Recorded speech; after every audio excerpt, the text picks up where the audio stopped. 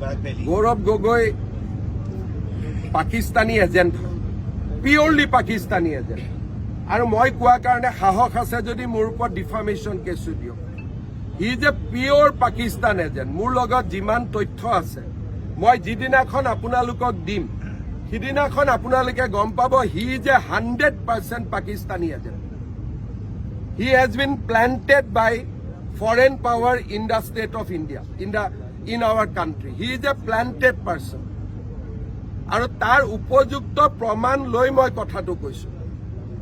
নিয়মমতে ইলেকশ্যন আছে বুলি, ইলেকশ্যন নাথাকিলেতো মই আৰু কঠোৰ হৈ দেখুৱাই দিলোহেঁতেন।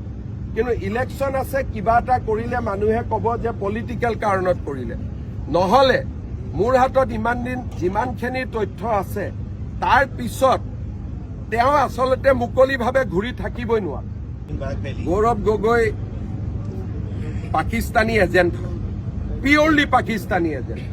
আৰু মই কোৱা কাৰণে সাহস আছে যদি মোৰ ওপৰত ডিফামেশ্যন কেছটো দিয়ক।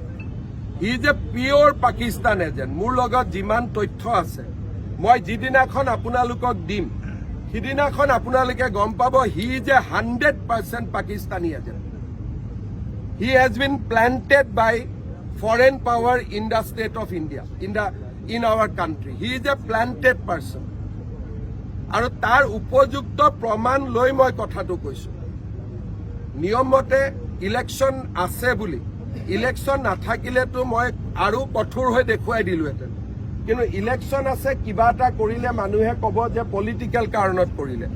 নহ'লে মোৰ হাতত ইমান দিন যিমানখিনি তথ্য আছে তাৰ পিছত তেওঁ আচলতে মুকলিভাৱে ঘূৰি থাকিবই নোৱাৰে।